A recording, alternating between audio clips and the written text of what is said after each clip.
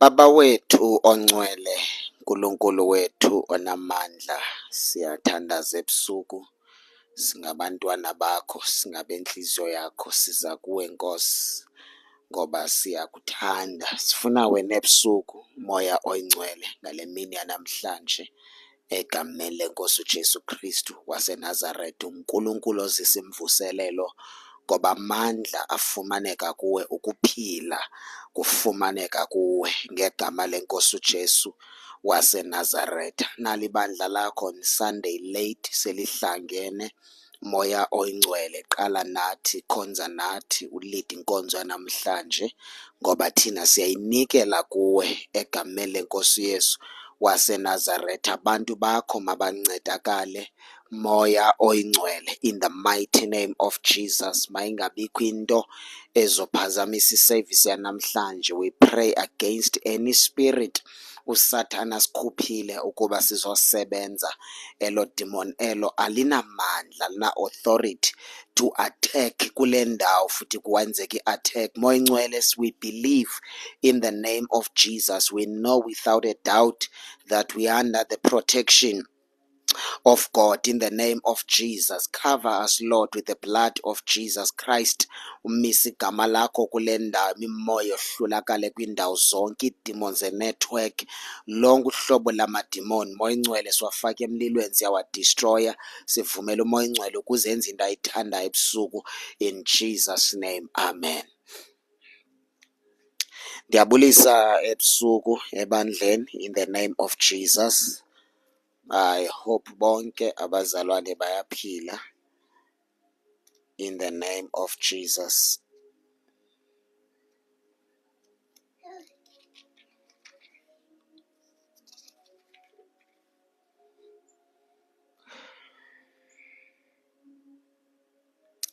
In the name of Jesus.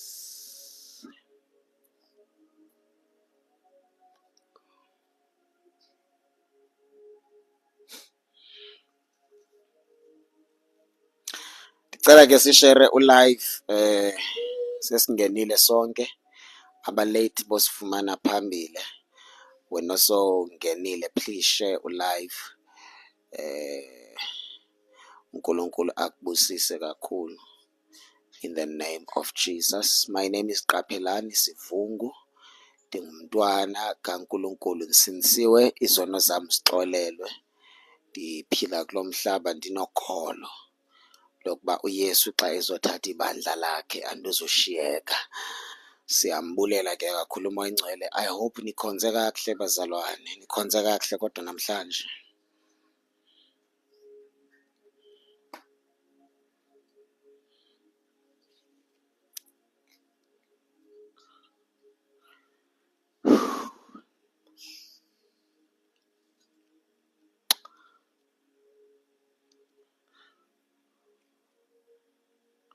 Bakhonze kakuhle abazalwane.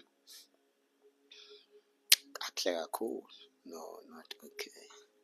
Uqueen kangakhonze kakuhle. Okay. Dumisekile uNkulunkulu. Amen. Wena ke ofuna ufumana zonke ama-preachings ale platform ziyafumaneka on YouTube. You can search Pastor Q Sivungu Ministry and subscribe to our channel. Uzofumana zonke intshumayelo neza last year neza this year. uNkulunkulu uzokunceda. U-Ayanda besemsebenzini yena. At least ukhonzile izolo ebusuku, namhlanje uzophinda ukhonze. Yes, so zonke intshumayelo za last year and this year utholakala on YouTube. Naleya izolo sizoyifaka, naleya namhlanje sizoyifaka. Umoya oyingcwele esinceda, in Jesus Christ name, amen. Ndicela ke sithathe iBhayibhile zethu sifunde izwi lethu in the book of 2 Corinthians chapter number 5. 2 Corinthians chapter number 5. 2 Corinthians chapter number 5. Ikhona kodwa into oyifundileyo izolo. What have you learned kwi-preaching yayizolo? Ufunde ntoni oyibambileyo oyifundileyo kwi-teaching yayizolo?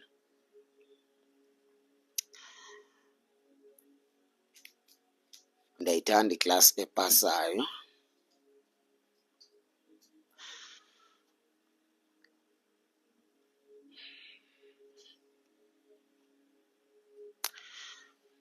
Izolo ufundeni enkonzweni? God must be your only option.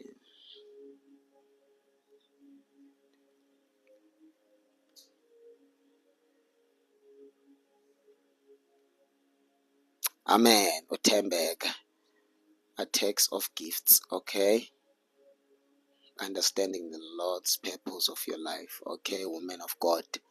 God has a purpose, ngathi, okay? It's also a network. The enemy attacks your gift and purpose, yes. Ask God, what is your purpose? uThixo unenjongo ngam. Open your heart and receive from him. Okay, ukungayixeleli mntu isecret uThixo akuxele yona. Wow. God has a purpose and we must pray that he reveal it and the devil attacks our purpose. Yes, Ulisa. God got purpose with all of us. Yes. Long time goal to destroy you. Ish. Once you discover the purpose of God about your life, you will understand the attacks you face. Yes, that we must have faith. We have to serve the purpose of God. Amen. Amen. Your attacks may be your calling, part of your calling. Yes, faith is important no matter what. Masibambelele elukholweni singaphunculi. Yes. Urachi. Discover the purpose about your life. Ikhona ke noko sethe I've discovered the purpose. Your attack. Okay, maybe your calling. Or it's part of attacks. Attacker into ekuwe. Open your heart for the Holy Spirit. Phelela, and yes, that's true, if family. 2 Corinthians chapter number 5. 2 Corinthians chapter number 5. 2 Corinthians chapter number 5. I'm new here. I heard your powerful message yesterday. Usia, we welcome you, brother. God bless you. You are part of family now. Ngazi uphinde yenze mistake wangangeni apha. Namhlanje sifundisa nge-evangelism. We will teach nge-evangelism message namhlanje. How to win souls to the kingdom of God. How to win souls for the kingdom of God. Amen. Thank you, Jesus. Thank you, Holy Spirit. 2 Corinthians, we reading chapter number 5. We will read verse number 20. To verse number 20. So we are Christ ambassadors. God is making us his appeal. God is making his appeal through us. We speak for Christ when we plead, come back to God. 2 Corinthians chapter 5 verse 20. So we are Christ ambassadors. For God is making us his appeal through us. We speak for Christ when we plead, come back to God. Thank you, Jesus. Okay, ke bazalwane bam.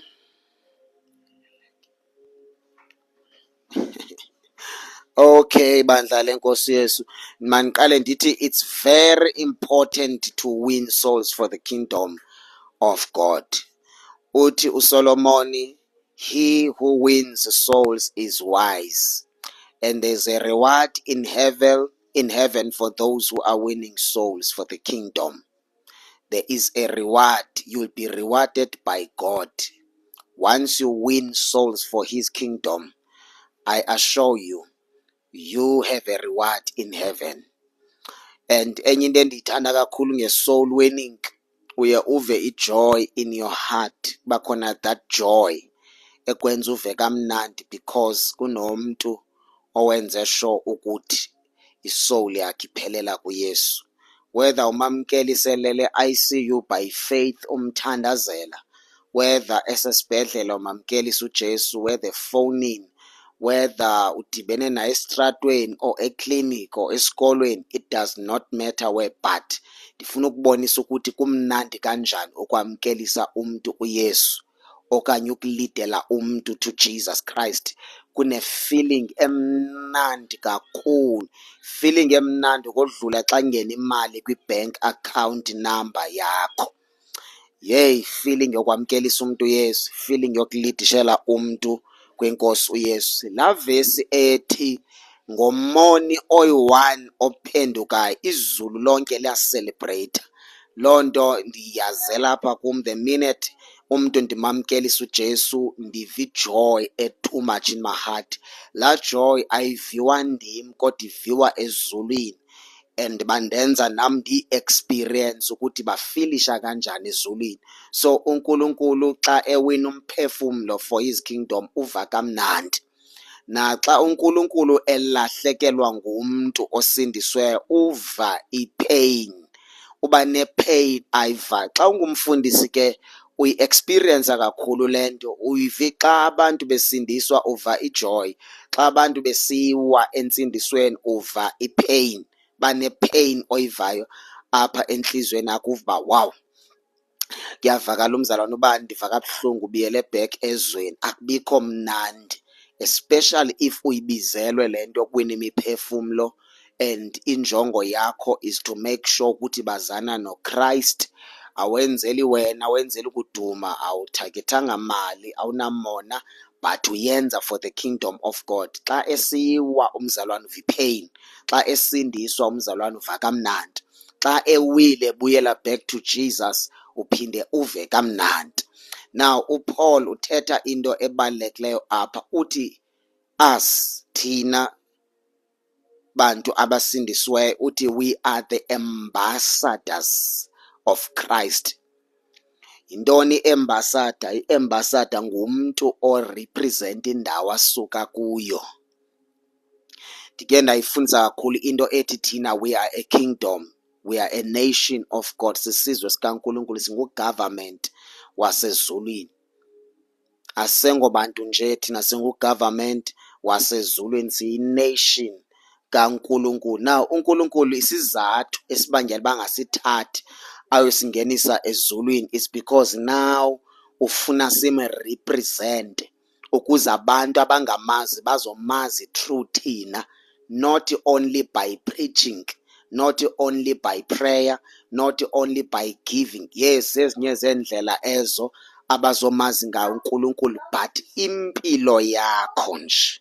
First miracle eyenzeke kuwe yokusindiswa, watshintshwa waba transformed, wafana exactly noJesu, indlela yakho yokuphila nokuhamba. Hayi, leyo miracle inepower yokwenza abantu abaninzi bafuna ukusindiswa. Let me tell you something, yazi xa usindiswe kakuhle uba yi-role model yabantu abaninzi abangekasindiswa, bafuna ufana nawe, ingaske banganjengawe, ingaske bangaphila le mpilo oyiphilayo. Noba bengazi kuwe bazothi sifuna ukuphila le mpilo oyiphila, but deep down in their hearts kukhona ivoice okanye into enzika entliziyweni ithi I wish nam ndinganje. That's why it's very important xa usindiswe and uphile kakuhle. Kunevesi endifuna ukuyifunda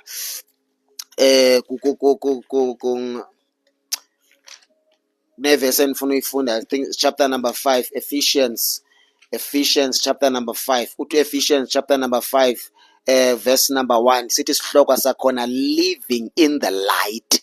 Yayiva kwa isihloko sakhona, uthi ke uverse 1, imitate God therefore in everything you do because you are his dear children. Yava, live a life filled with love before you become any evangelist or someone on a desire to win souls for the kingdom of God. In fact, all of us, thina bantu abasinzwe singabavangeli, sizi-evangelist sonke thina abantu abasindisiweyo sine-duty yokuwina imiphefumlo for the kingdom of God. uNkulunkulu wenza imiracle yokutransforma impilo yakho akwenza ufane naye. That's why sithi uPaul, we must imitate God ngoba singabantwana bakhe, which means we must live in the light. Abantu bathi xa bebona wena babona uJesu, because uNkulunkulu akuze abantu bambone ebantwini before abantu bafumana i-encounter in dreams, in visions, nasezinkonzweni bavitouch kamoya ingcwele zonke izinto esizaziyo and gifts of the Holy Spirit. uNkulunkulu funeke baqale bambone kuwe, not just kwi-prayer nje lo muntu onguye nje, because you imitate God. Ingqondo yakhe icinga njengaye uNkulunkulu. Ilanguage yakho nelanguage yasezulwini, i-character yakho nenhliziyo, your heart is full of love and grace. Ungabi nenhliziyo ene-anger, but your heart must be filled with love and grace. Uthi uPaul kwalapha Ephesians, uthi Paul, let us preach this truth with love. In other words, we preach the gospel of Jesus Christ ngenhliziyo that is full of love. Noba ungumshumayeli oshumayela inyani, but your heart must be filled with love and grace.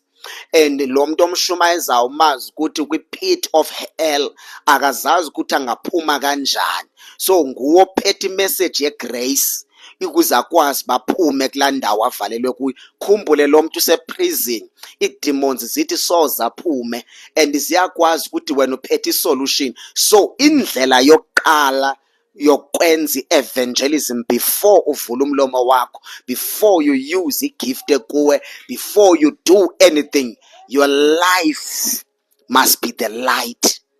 Bomi bakho mabekukukhanya, impilo yakho ibe impilo e-attractive.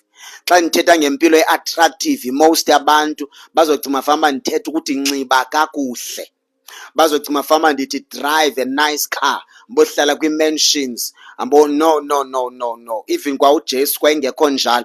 But le mpilo nje oyiphilayo, impilo e-free, umuntu o-free obonakala ukuthi eSouth Africa kuyabheda, e-Africa emhlabeni kuyabheda, but impilo iphilayo, umuntu around wena uyeva ukuthi lo muntu ugcwele ukuphila kuyachichima apha kuwe, ungumuntu ophethe ukuphila kaNkulunkulu okulapha kuwe. Awukawuvula umlomo uthethe, but your presence is the presence of God. Ngokufika kwakho endaweni kuyavakala uba the light has come. Fikile uJesu ongumsindisi, ufike ngawe. Awukawuvula umlomo uthethe wenze nix, but ipresence yakho iphethe ukuphila, ipresence yakho iphethe inkululeko. That's why ndi-emphasize kakhulu imessage ethi build a strong relationship with the Holy Spirit. Build a strong relationship with the Holy Spirit, because when you have that strong relationship with the Holy Spirit, it becomes easy ukuthi abantu bazifunele uYesu kuwe ungekathethi ngaye. How much more mawumveza uYesu ukuthi unjani. Enye ye-era ekhona in the last days, yi-era engayazi noba ningaze ndiyithini. In fact, ungumoya engcwele oyisolva ngexesha lakhe. Le nto yothi siyovangela sime ezitratweni and preach against churches. Hayi on goal leyo, and preach ngeminikelo, preach against ishumi, abefundisa ababiza ishumi, abefundisa ababiza iminikelo, abefundisa abathanda imali. I mean, you are going there to tell people about Jesus, good news, but you are going there uphethe ama-church politics to preach against churches. Yabona, it's a sign that you don't have a message, you don't have a wisdom to win people to God.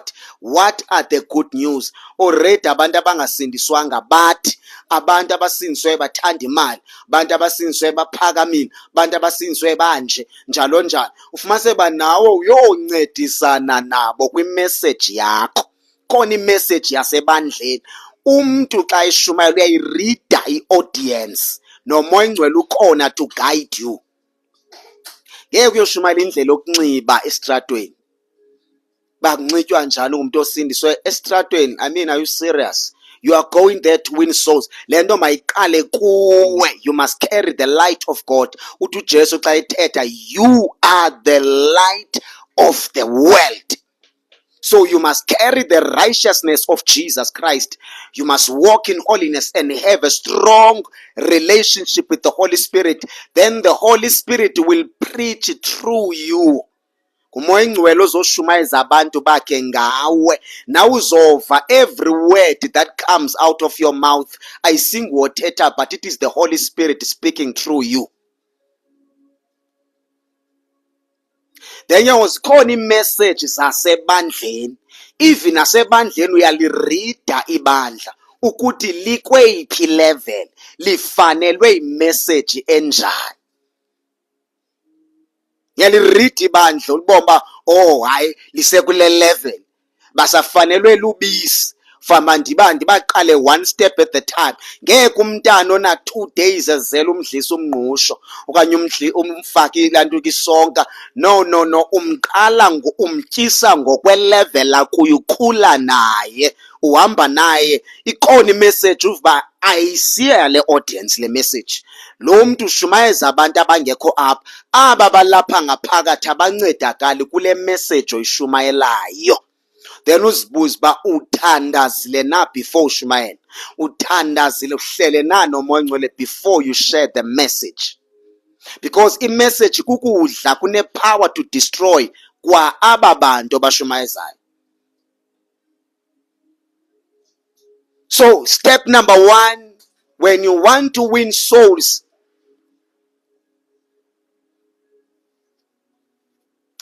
if you want to win souls, step number 1, carry the light. What is the light? The light is Jesus Christ. Jesus is the light. Uthi ke na kuJesu, nina uthi you are the light of the world. Now uPaul uzoveza into very important up. Uthi we are the ambassadors of Christ. In other words, we represent Christ. uChrist ufundwa kuthi engekafundwa eBhayibhelini. uChrist ufundwa kuthi umuntu engekangena enkonzweni athole imessage ukuthi uChrist ngumuntu onjani. But the life that I live iyamveza nje uChrist. Andikawuvula umlomo, kunabantu abaninzi who are so motivated ukuphila impilo endiyiphilayo. Omnye udrive iMercedes Benz, omnye unento zonke, usuccessful empilweni, but impilo endiyiphila uyinqwenela ukuthi I wish I can live that kind of life ephilwa ngulo mzalwane. Ngokwendlela mbona ngakhona uChrist, uhlobo aphila ngakhona kum, nami uhlobo endiphila ngakhona kuye. Indlela yokuqala epowerful yokushumayela, indlela yokuqala a very powerful yokushumayela before uvula umlomo wakho. That's why this emphasize kakhulu ezinto zo basics of salvation, or prayer, or fasting, ntoni. Yabona ke ezo zinto ezo ngeke uthi ushumayela ifasting estradweni. Ngeke uyoshumayela prayer estradweni. Yayibo. Estradweni we are going there to tell people about Jesus. Siyapha siphethe message ye-solution. Siphethe i-solution. Kunomuntu oxakekileyo. Umzekelo mna zanda sindiswa andiyazi kwa i-fasting. Lelo kuthiwa i-fasting ndiqala uyazi after ndisinsiwe. Ndizoyazela phi nobuzongishumayeza i-fasting estradweni ngasindiswa? Ndizayithini loo nto? Kwayona uzothi mandingadli for days. I mean, come on. Why uzothi mandingadli? Are you serious uba mandingadli for 3 days or 7 days? Is that even possible ukuthi ndingatyi ndishiyeke ndisaphila? Into babefundisi bathi undingena phi kuloo nto? Mna ndixakwe zii-demons, ndixakwe zinto ezininzi. Undixelela ngeendaba zabantu abaninzi. If you can start preaching uChrist, uthi uJesu in the book of Acts, I'm not sure ichapter neverse, uthi pha I was represented by those who do not know me. Powerful painful kanjani loo nto?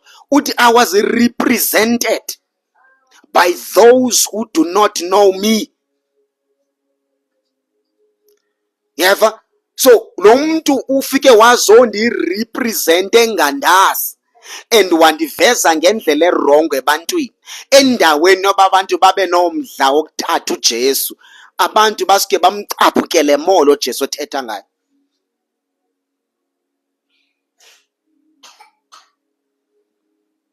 So to Paul, we are the ambassadors of Christ. Kunento endiyithanda about uPaul. uPaul wangena eprison bambetha. Before angena eprison, uPaul wayebashumayeza abantu.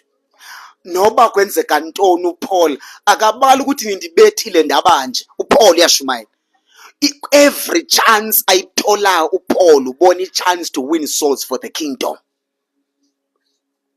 Unendawo athi eKorinte uthi nakwabangakholwayo ndifika phakathi kwabo ndibe ngathi ndifana nabo, ndibe ndingafani nabo, because I want to win them to the kingdom.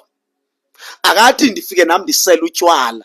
In other words, noba sefika phambi kwabo uyabarida ukuthi ngabantu abacinga njani, ngabantu abanjani, then akwazi uba phakathi naphakathi kule audience athi xa ebarida khangela ithuba lokuveza uJesu. Enendlela netone yakhe xa eshumayela ethetha naba bantu. Yeboma indawo afika kuyo uPaul kwakuba ichaos, kwenzeka miracles, wonders, and kuthiwa thousands of people were repenting, giving their lives to Jesus. Why? It's because uPaul wayekwazi ukumveza uKristu ebantwini abangakholwa. Wayekwazi umveza abantu abangakholwa babe nomdla ngalo Jesu. Kuthiwe keep on speaking about Jesus. We want to hear more. We want to know this Jesus ongakwazi uniphilisa ngigula. The Jesus ongakwazi uxolela izono zami. No Jesu ongandenza kule situation of life enikuyo ongakwazi ukunikhupha. Tell me more about this Jesus. Kwa imessage yakho mayingabi imessage ehamba yodwa, but there must be the anointing, the power, the glory behind your message. That's why I'm saying build a strong relationship with the Holy Spirit. Read your Bible.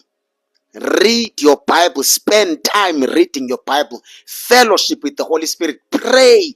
Do fastings. Phila ngcwele. Walk in righteousness. Phila kakuhle. Your message will carry glory. Message yakho izoba ne-weight, bene-anointing. Uthi xa uthetha abantu bathule bathi cwaka, babe willing to listen.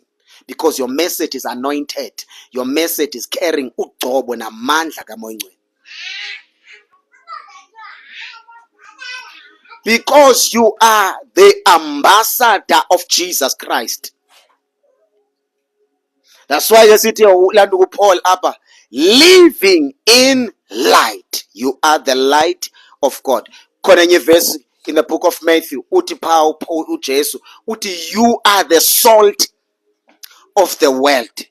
Ukudla ungakupheka ungayifakanga isalt soze kube mnandi. Into eyenza ukudla kube mnandi, it's because of its salt.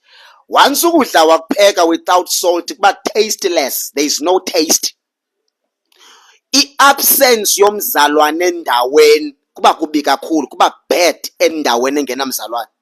Uboyinothisa nasezilalini, kwezilali nasezilokishini, indawo engenabo abazalwane abasindiswe kakuhle futhi abathandazayo. Ama-dev worship abane-advantage. I-gangsterism iba high. I-crime iba high. I-death rate iba high. Teenage pregnancy iba high. Zonke izinto ziba high. Ufumanise kwezinye ilali kuyathakathwa. Kude kwazi ukuthi apha abantu babahlukunyezwa ngokuthakatha. Bayaphela abantu apha badestroya bubuthakathi until kude kufike the salt of the world. Zikhona ikhampani xa singekamqasha umzalwane uboma kuyabheda. Nomzalwane athi akuqashwa xa ene-revelation, deeper understanding about lento yokusindiswa. May understand mission yakhe, lento purpose benifundisa ngayo izolo nakule ndawo athunywe uthi xa efika abe ne-understanding ethi I'm not just a teacher in this school. I'm not just a manager in this company. I'm not just a worker or a supervisor or an employee in this company. But I am the ambassador of Christ. I am here to win souls for the kingdom. I'm here to introduce the kingdom. Noba andikashumayeli ndithethe ngoJesu, but my life is carrying message. Bomi bam nje buyi-message. Impilo nje endiyiphila because I am the light of the world and I am the salt of the world. Abantu depressed in my presence bazo experience peace because I am carrying God. Indawo endingena kuyo ungenile uThixo ngam kuloo ndawo. Let me tell you something bungayi understand. Do you know that people are gates? Abantu bangamasango okungena endaweni.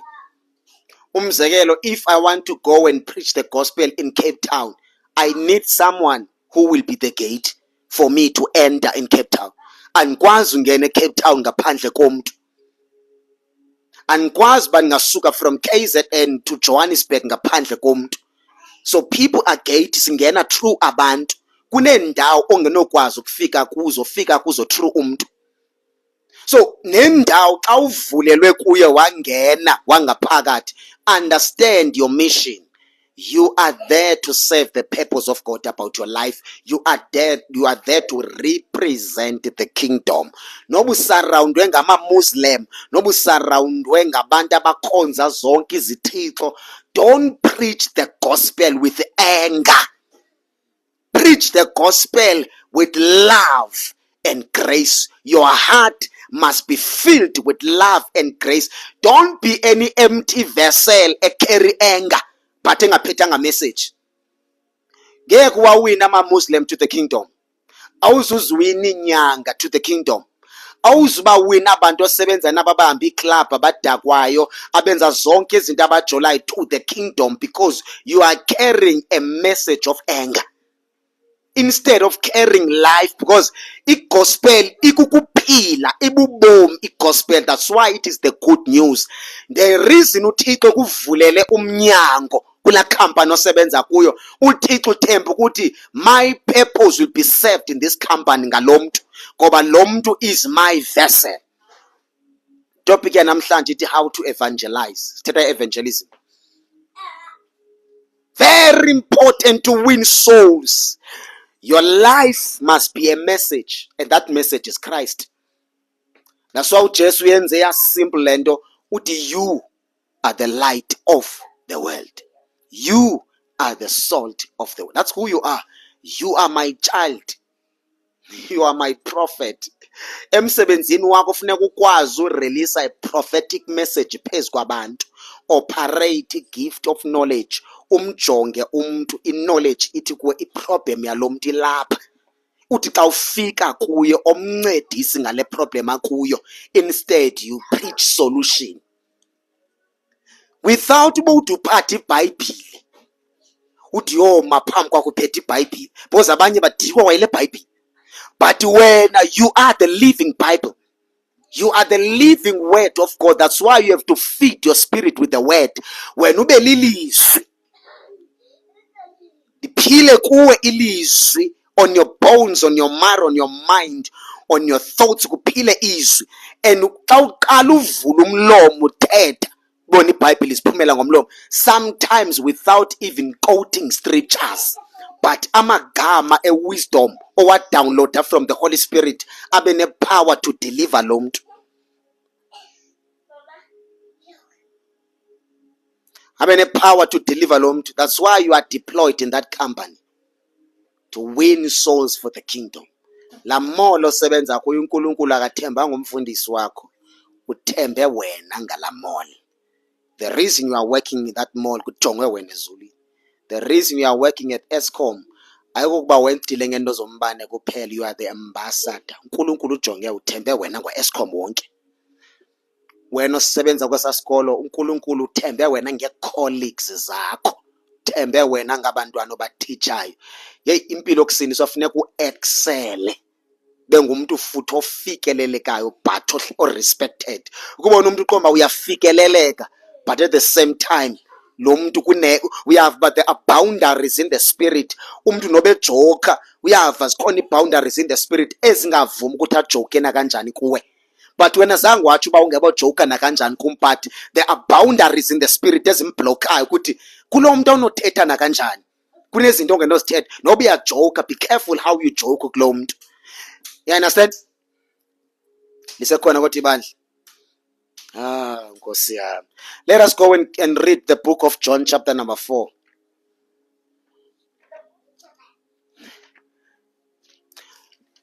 The book of John chapter number 4.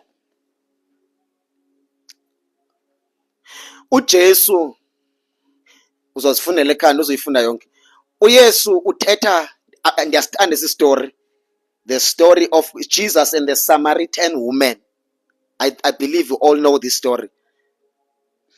uJesu apha ufika equleni in a well, kunentombazana ekha amanzi. uthi uJesu kule ntombazana, khawujonga uJesu approach yakhe. uJesu targete lo muntu kumwina for the kingdom.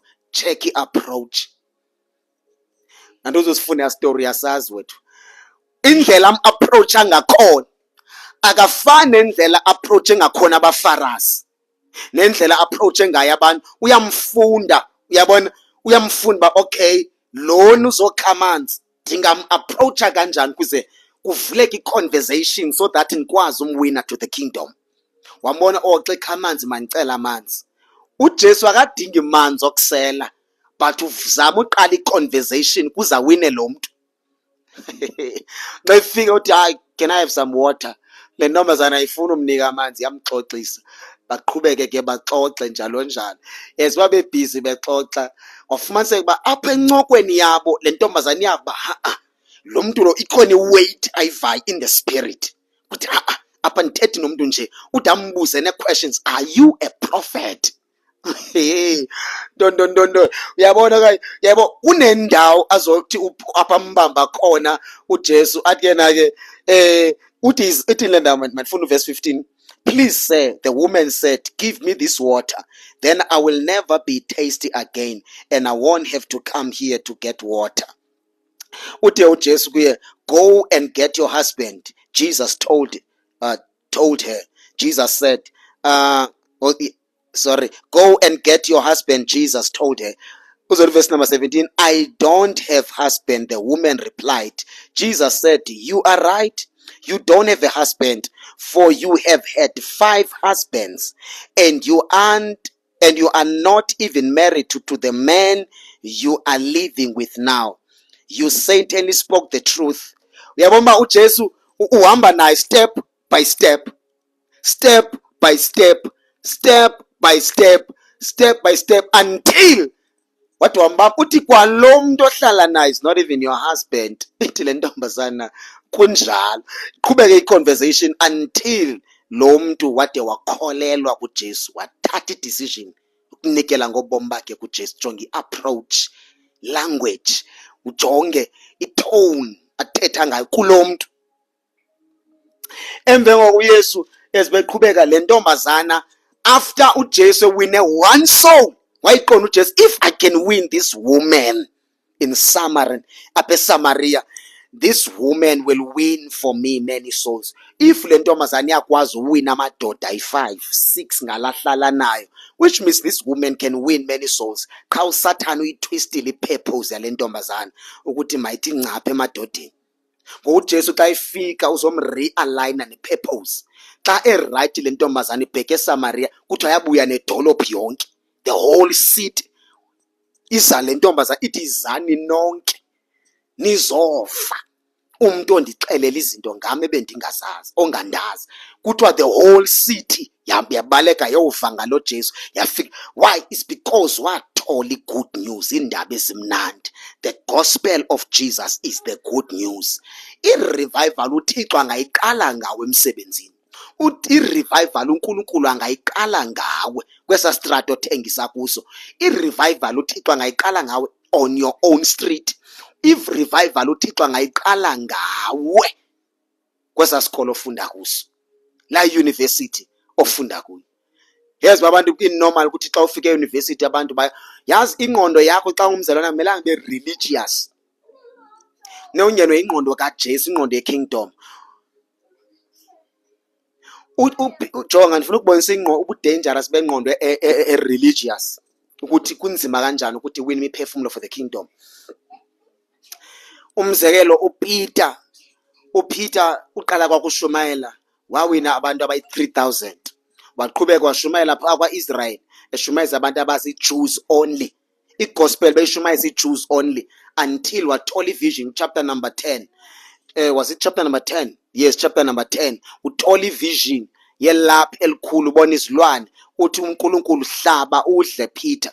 uPeter akavuma uthi no anokwazi kwenza lonto but until yadlula ivision. So uNkulunkulu umthuma kwinhlanga, which is the Gentiles, thina bantu abangabantu bakwa-Israel. Xa efika ke ngoPeter yasokolisana nomoya ongcwele ba yabo ingqondo yakho uGod was trying to deal nengqondo kaPeter religious ukuthi gospel it's only for the Jews, not for ama-Gentiles. Yabo ingqondo yakhe ibopheke kanjani.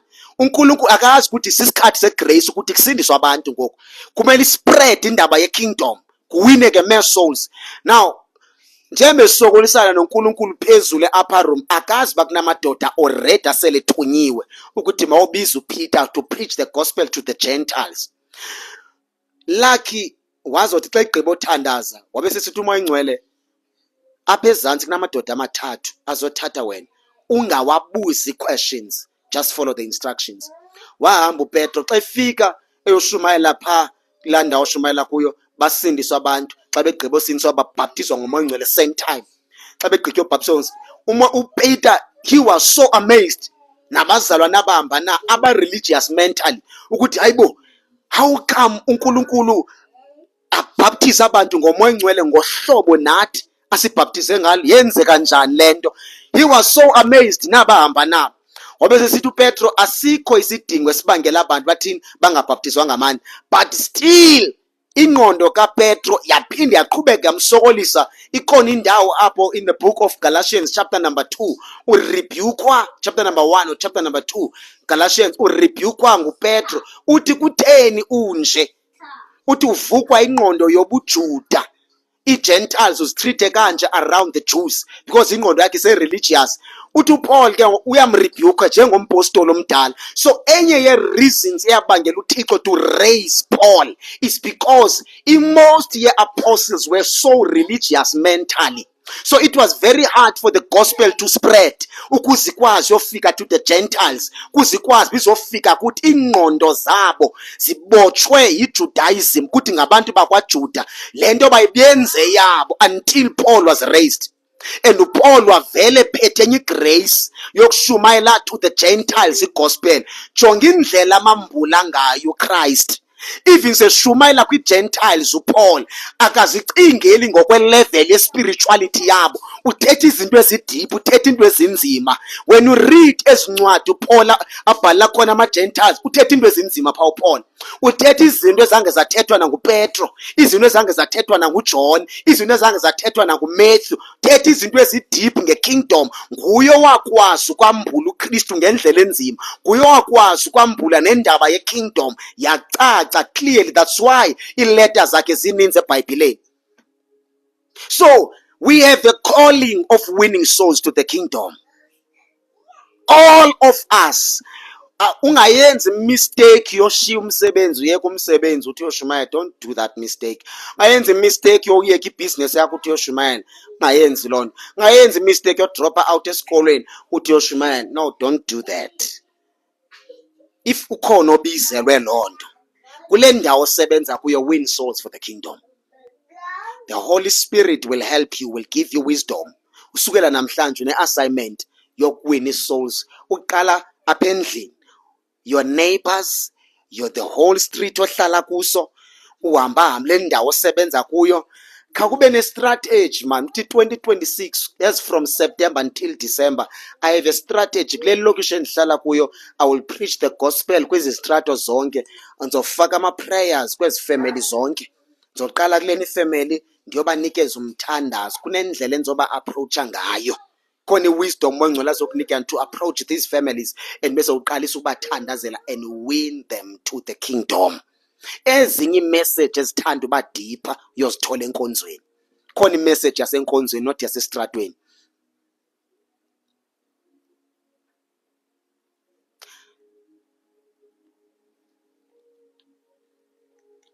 So every chance you get, win that souls for the kingdom.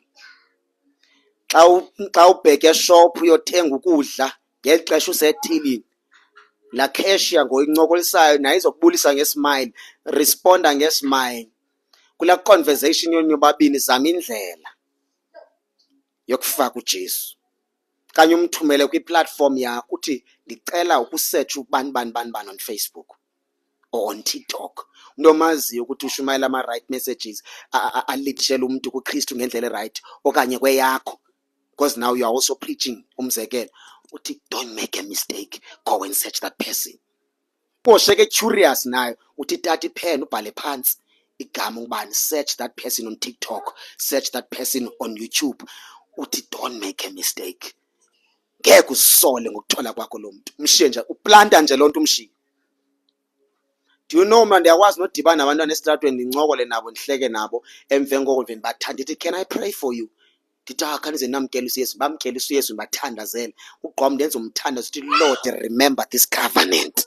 Noba moyingcwele le nto bayenzayo kwamkela wena abayi-understand deep, kodwa moyingcwele remember this covenant, because I'm planting a seed. Ukhona ozofika avuna imbewu, noba ivunwanga ndim imbewu, nakumba khona akwaplanta imbewu ndafike ndavuna. Nami khona indawo endifika ndiplanta imbewu kuyo, omnye afika avuna imbewu. So sukela namhlanje ubheka phambili, let us win souls for the kingdom. Khoyiyeke le nto yawedwa enkonzweni. Khawuzama uinvite abantu, khawuzama uwina abantu bawinela kuYesu, khawuzama uwina abantu bawinela kwinkosi uYesu. That was my message for namhlanje.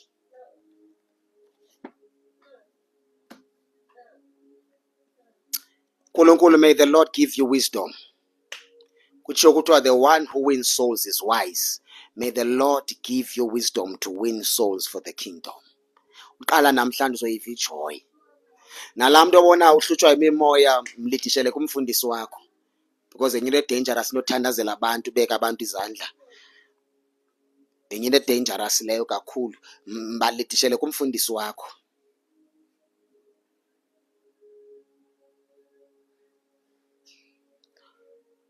Be selfish about your salvation, but don't be selfish about Jesus. Insindiso yakho hayi ba selfish kakhulu ngayo, but uJesu siba selfish ngayo. Xelela laa muntu ngoYesu. Kunabantu abaninzi, yabona umuntu mna ndenza sure noba ndizomthandazela mamkelisa uYesu, ndenze noba uye mke emhlabeni at least amke emamkele uYesu. Noba umuntu ulele esibhedlele, I make sure ukuthi wamkele uYesu. Noba umuntu undibiza uba mandiyomthandazela emzini akhe ndifike egula, I make sure ukuthi mamkelisa uYesu, ndiyamthandazela just in case angahamba. There is a reason uNkulunkulu endidibanise naye. So afunandiyenze imistake yoba ndingamamkelisi uYesu. So nawe win souls. Umuntu angathe acommit suicide, umoya ongcwele uzokwenza usense. Yazi umuntu makathi xa ethethe nawe athole ukuphila, nobe sethatha i-decision yokucommit suicide, but after i-conversation ebenayo nawe, lo decision ebenayo ivele ife. Eso spirit sivele sife. Umuntu abukhululeka abuye ne-testimony athi yakhumbula imini ethile sincokola, wandinceda amadimoni aseyigqibile ingqondo yami ndandizocommit suicide. Dilapha nje, it's because of that conversation. So ndizothi thank you so much. You will be surprised sofika ezulwini abantu abangaka abasindiswe ngenxa yakho. So unikeze umqhele, unikeze i-crown. uNkulunkulu mrespecta kakhulu umuntu oyi-soul winner. God bless you. Namhlanje ake sithandazele wisdom. Lord, give us wisdom to win souls for your kingdom.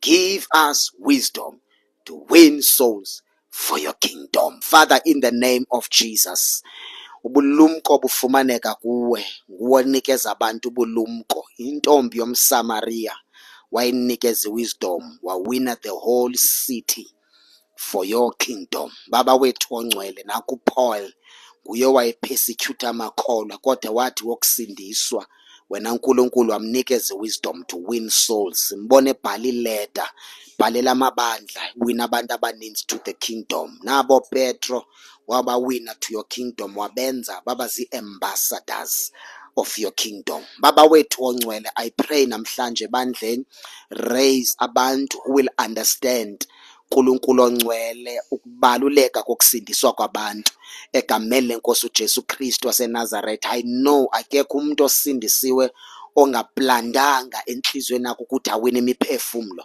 Father, we pray in the name of Jesus. I know sukela namhlanje ubheka phambili abantu will come with testimonies esithi namhlanje ndamkelisa abantu abayi-5 uYesu ndabalidishela kuJesu. Baba, ndiyathandaza. I know kosindiswa abantu eziyunivesithi, ikhampani, kokuba khona i-change, because Lord, here are your soldiers, here are your ambassadors. You deploy them kwiikhampani ezi-different around the world, and I know, Lord, you're going to use them in the mighty name of Jesus. And abaninzi bazosindiswa ngenxa yakho. Siyabulela uNkulunkulu onamandla.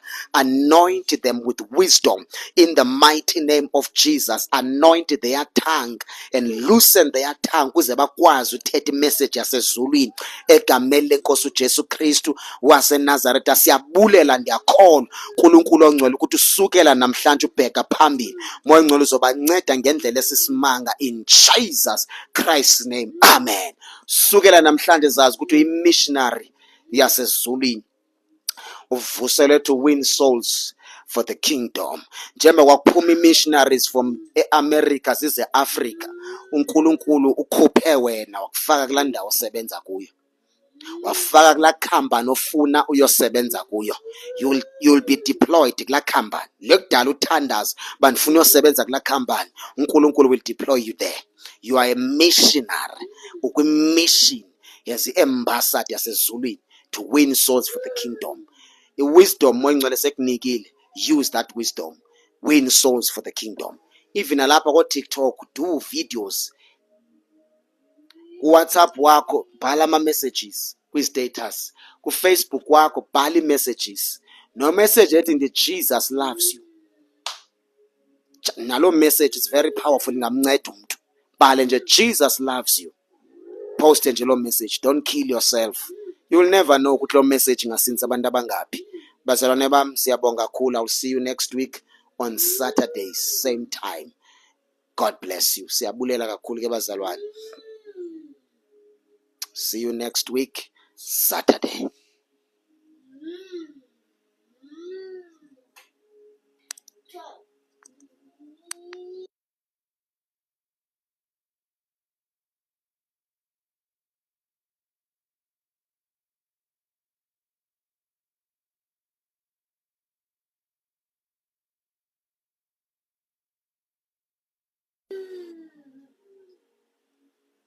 uThemba, ndikuva kakuhle. Yazi question yakho uhlabisa, ngisizeni ugitshelwa kuphi from town, which town? Uzoyithola ku-YouTube zonke ezi message. Naba ba-late, i-message uzoyithola on YouTube. Sikhonzela eKempton Park. Sise-Kempton Park. Sise-Kempton Park eBashley. Wena ba uphi wena, usuka phi wena? Wena usuka phi? Direct. Thatha inamba yami. Iyo le namba yami 071 94 98. Ivideo yesizotholakala ku-YouTube. 071 94 98 702. Iyo la inamba yami, ungani WhatsApp. Bakhona abazali abasuka straight from Joburg City beze apha eKempton Park. Thina sizokuthatha eKempton. Sokufumana eKempton Park. Thatha iyo le inamba yami, iyo le inamba yami. Thank you so much.